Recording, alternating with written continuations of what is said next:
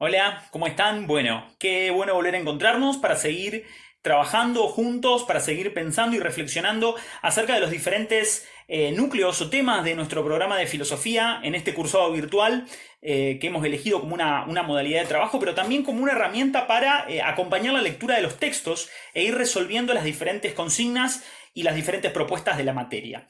En la clase de hoy vamos a trabajar de manera genérica, obviamente, después ustedes pueden leer en los textos la información ampliatoria sobre el pensamiento, ¿sí? Y la perspectiva del conocimiento y la perspectiva también moral de un filósofo que es quizás el más importante de la tradición occidental. Algunos especialistas en filosofía, de hecho, lo toman como un parteaguas. ¿Qué quiere decir esto? Como un filósofo cuyo pensamiento y cuya reflexión divide al pensamiento occidental. Estamos hablando de Sócrates. Sócrates es quizás uno de los padres de la filosofía. Su pensamiento es ordenador de una enorme cantidad de filósofos, por lo menos en la antigüedad clásica, y su obra se la toma como divisoria. Antes del pensamiento de Sócrates tenemos al pensamiento de los filósofos de la naturaleza, los denominados presocráticos, y posteriormente a la obra de Sócrates nos encontramos con Platón y Aristóteles. Platón, en gran medida, es quien sistematiza el pensamiento de Sócrates, quien lo traduce en una serie de diálogos, y es a través de quien conocemos gran parte de la obra de Sócrates.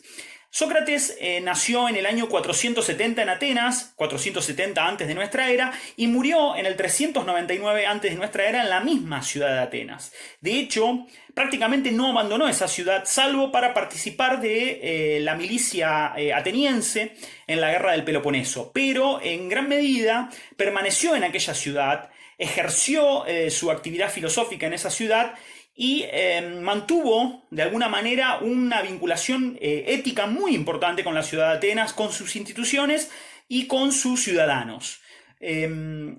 Sobre Sócrates tenemos muchas cuestiones importantes que marcar, pero la más significativa, la más importante y también la más llamativa es que no existen textos de Sócrates.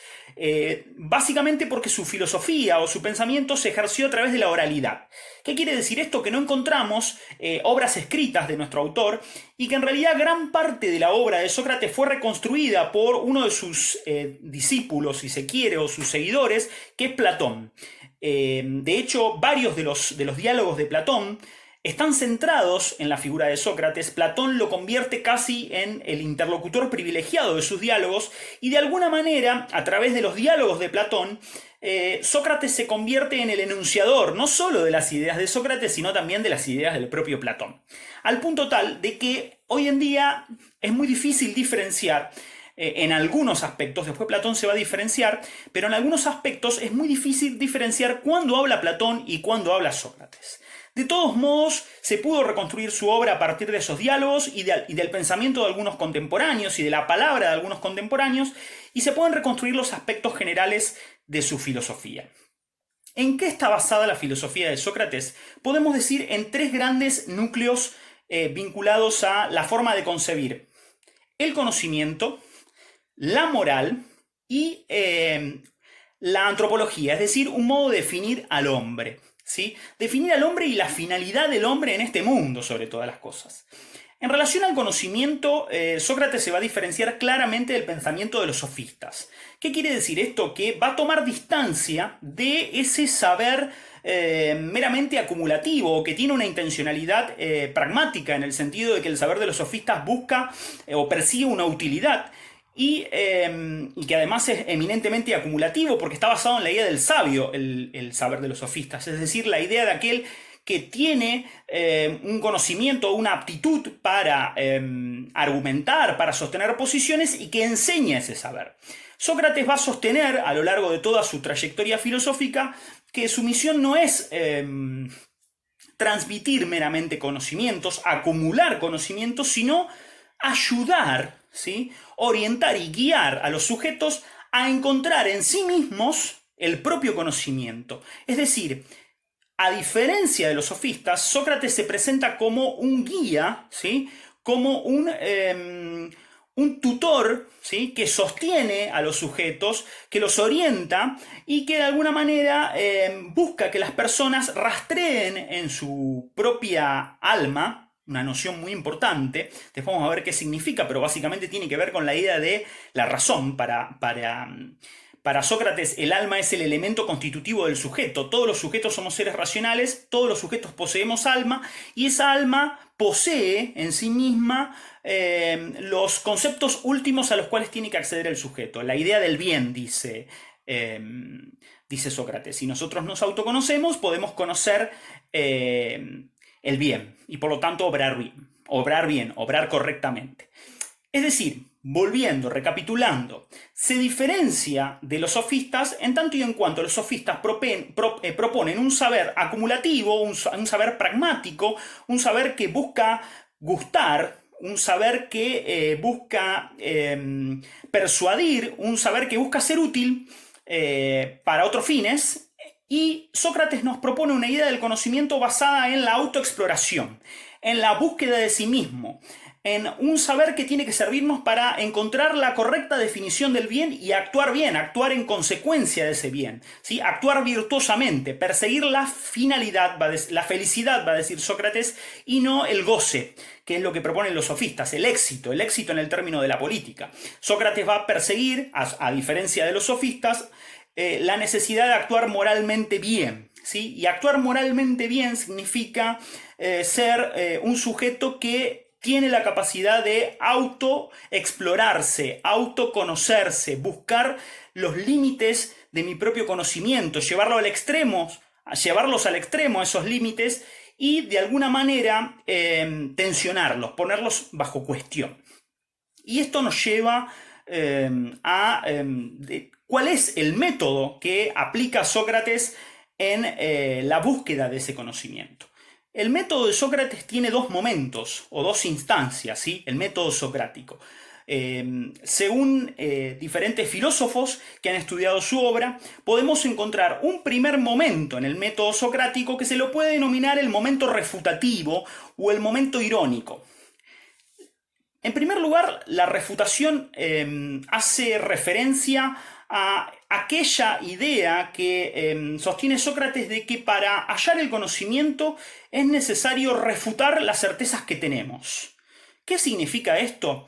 Que todos, de alguna manera, nos presumimos sabios en nuestro campo de acción. Un soldado se presume sabio en el arte de la guerra. Un artesano se presume sabio en el campo de las artes. Un médico se presume sabio en la medicina. Y en esa certeza, en esa tranquilidad, hemos abandonado, ¿sí?, la capacidad de preguntarnos si efectivamente lo que creemos saber es así. Sócrates se lo autoaplica esto. ¿Qué significa que se lo autoaplica? Que comienza por refutarse a sí mismo. Lo explica a través de una anécdota esto. Él señala que un amigo cercano, Querofonte, se dirige al oráculo de Delfos. El oráculo de Delfos es un sitio de origen mitológico, religioso en la tradición griega, donde concurren soldados, políticos, ciudadanos, para que el oráculo les revele su destino o resuelva cuestiones enigmáticas o preguntas que son muy difíciles de resolver y que atraviesan a los hombres. Cuando Querofonte se presenta ante el oráculo de Delfos, pregunta quién es el hombre más sabio de Atenas. Y la respuesta del oráculo de Delfos es que el hombre más sabio de Atenas es Sócrates. Cuando Querofonte le cuenta a Sócrates esto que le sucede en el oráculo de Delfos, Sócrates queda perturbado, porque él no se considera a sí mismo el hombre más sabio de su tiempo, pero sin embargo entiende que esta revelación del oráculo tiene un significado, que quizás es un significado que toca el propio sentido de su vida, y por lo tanto toma la decisión de comenzar a indagar y a preguntarle a los hombres de su época, a los ciudadanos, a sus contemporáneos, sobre qué es la sabiduría. Y se lo pregunta a artesanos, se lo pregunta a militares, se lo pregunta a políticos, se lo pregunta a hombres comunes, y descubre que todos esos hombres pueden definir la sabiduría solamente a partir de su propia disciplina. Pero cuando se busca una definición genérica de la sabiduría, ninguno de esos hombres es capaz de resolver la pregunta de quién es sabio. Confirma así dos cosas Sócrates a partir de esta indagación, ¿sí? En primer lugar, que quienes creen ser sabios no lo son, del todo al menos. Y él, que no pretende ser sabio, tiene una única certeza. Y la única certeza que tiene es que solo sabe que no sabe nada. ¿Qué significa esto? Que él se considera, en última instancia, ignorante, ¿sí?, sobre muchas cuestiones, pero que es sabio en relación a algo. Es sabio en relación a que conoce sus propias limitaciones. Conoce su ignorancia respecto de ciertos aspectos.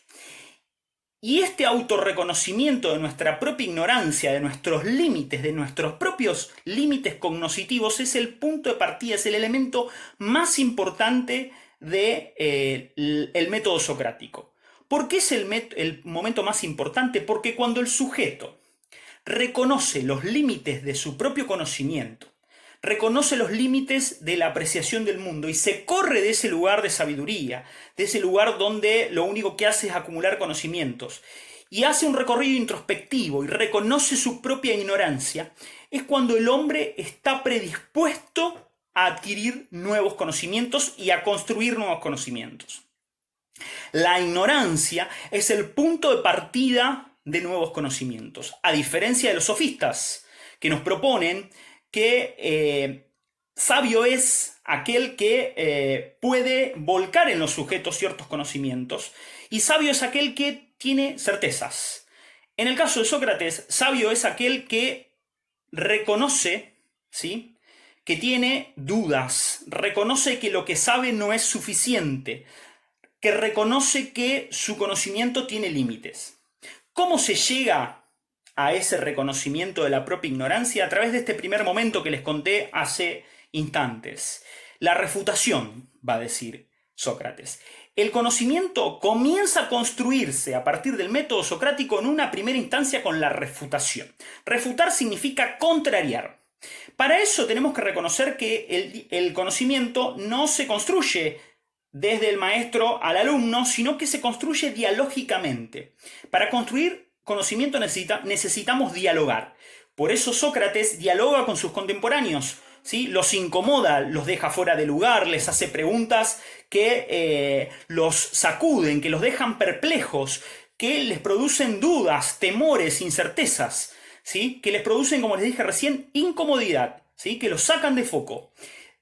Estas preguntas suelen guiarse por lo que se denomina la ironía socrática.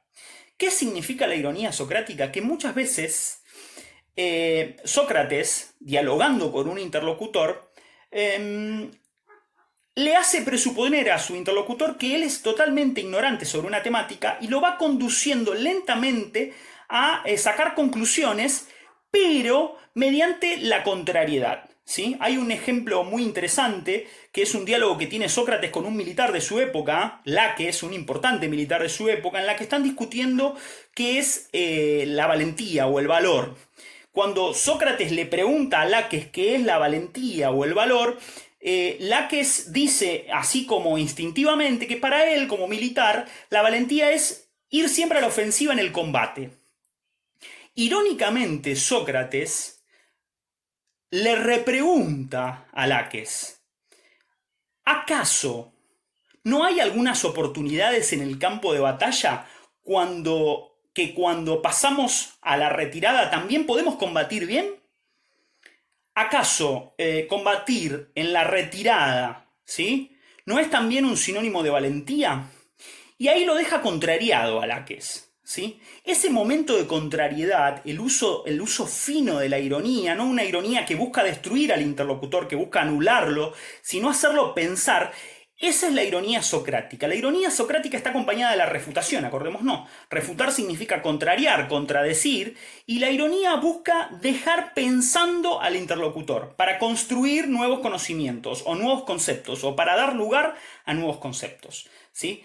Es decir, no se busca anular al interlocutor, se busca tensionar al interlocutor, producir una purga, va a decir Sócrates. ¿Qué significa esto de producir una purga? Significa básicamente que lo que busco es limpiar a mi interlocutor de una serie de prejuicios, de una serie de presupuestos, de una serie de ideas que fueron introducidas en su alma, en su mente, para llegar a los conocimientos últimos que tiene ese sujeto. ¿Y cómo llegó a los conocimientos últimos que tiene ese sujeto? Con el segundo momento del método socrático. ¿Cuál es el segundo momento del método socrático? El segundo momento del método socrático es la mayéutica. Una palabrita que parece difícil, pero que básicamente en griego significa parto o alumbramiento. No es casual que Sócrates sea hijo de una partera, ¿sí? Sócrates es hijo de un artista de la piedra y de una partera. Justamente este segundo momento del proceso de conocimiento es la mayéutica. ¿Qué significa? Que cuando yo logré contrariar a mi interlocutor, cuando yo logré descolocar a mi interlocutor, pero lo dejé pensando y no lo anulé, necesito ahora guiarlo para que él mismo, con sus propios recursos, descubra en sí mismo los conceptos que necesita descubrir. Es decir, necesito ayudarlo como si fuese una partera, ¿sí?, y no un maestro de esos que enseñan de arriba abajo, a que construya su propio conocimiento, generar un parto en ese sujeto, ¿sí? Alumbrar a ese sujeto para que ese sujeto, no de afuera hacia adentro, sino de adentro hacia afuera, construya el conocimiento. El sujeto es un constructor activo del conocimiento. El alumno se ilumina a sí mismo y el maestro lo acompaña en el proceso de construcción de ese conocimiento. Ese segundo momento es la mayéutica. La mayéutica funciona cuando logro que mi interlocutor defina por sí mismo los conceptos sobre los cuales nos estamos preguntando. La justicia, la belleza, la verdad.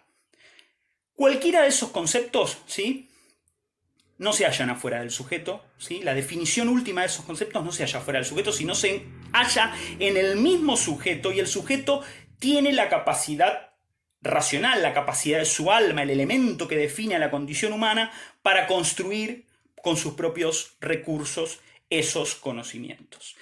Esta es la estructura básica del método socrático. Sócrates se diferencia casi estructuralmente de los sofistas por esta cuestión que les planteé recién, por la idea de plantear un nuevo paradigma de conocimiento que no tiene una utilidad pragmática, que no busca hacer exitoso al sujeto o ayudarlo a triunfar en el arte de la política o ayudarlo a ser visible socialmente, sino que busca ayudar moralmente al propio sujeto. ¿Por qué? Porque además de orientar al sujeto a construir el conocimiento, el método socrático tiene una finalidad moral. ¿Qué significa que tiene una finalidad moral? Que busca orientar al sujeto a conocer el bien. El bien, asociado a las nociones de belleza, verdad y justicia, es una noción que el sujeto tiene incorporada en su propia alma, ¿sí?, y que solamente tiene que recordar, ¿sí? Dice Sócrates que todos tenemos en nuestra alma la noción del bien y que es necesario simplemente con una reminiscencia volver sobre nuestra alma a través del autoconocimiento y de la autoexploración, y cuando conocemos al bien no podemos obrar mal. ¿Sí? Cuando llegamos a conocer al bien, después de todo este proceso traumático y doloroso de la búsqueda del conocimiento, cuando llegamos al bien ya no podemos obrar mal, ¿sí?, porque hemos hecho un proceso de autoexploración. La noción del bien surge de la autoexploración y no surge de la imposición externa. El hombre no es moralmente bueno porque las leyes de la sociedad le imponen al sujeto un modo de vivir, sino porque el sujeto, además de obedecer esas leyes, ha logrado autoexplorar, ¿sí?, su propio conocimiento, los límites de su propio conocimiento, y ha conocido, ¿sí?, su propia noción del bien y ha vivido conforme a esa propia noción del bien.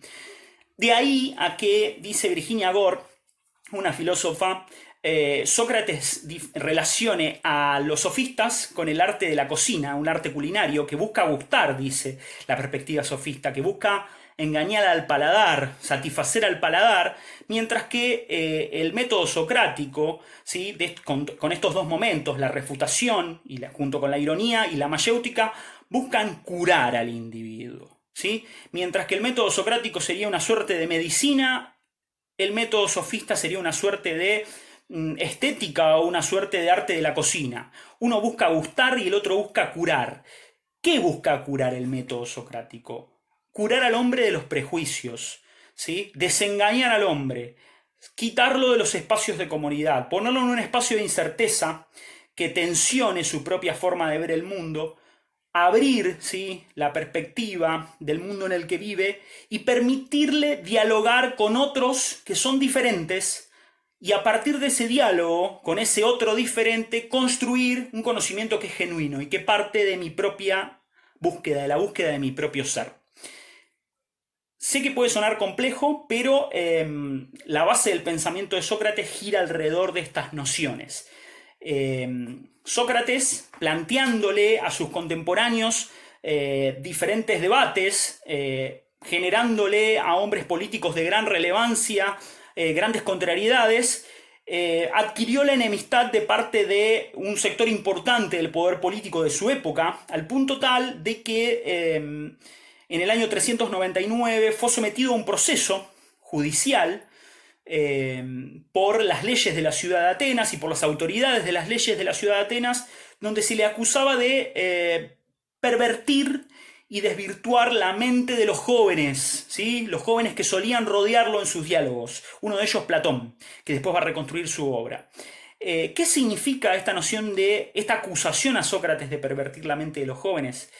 Que básicamente Sócrates inquietaba a esos jóvenes, los convocaba a abrir las perspectivas, a abrir su forma de concebir e interpretar el mundo y sobre todo a poner en tensión los conocimientos, las ideas y las normas morales con las cuales habían sido educados y con las cuales definían el mundo. Básicamente los convocaba a autodescubrirse y no vivir conforme a modelos éticos o morales impuestos desde la exterioridad y no vivir conforme a una idea de la sabiduría que es meramente externa, ¿sí? Termina siendo condenado y ejecutado Sócrates, y para completar esta disposición moral que tiene Sócrates de actuar correctamente, de actuar en función de sus propias convicciones, dicen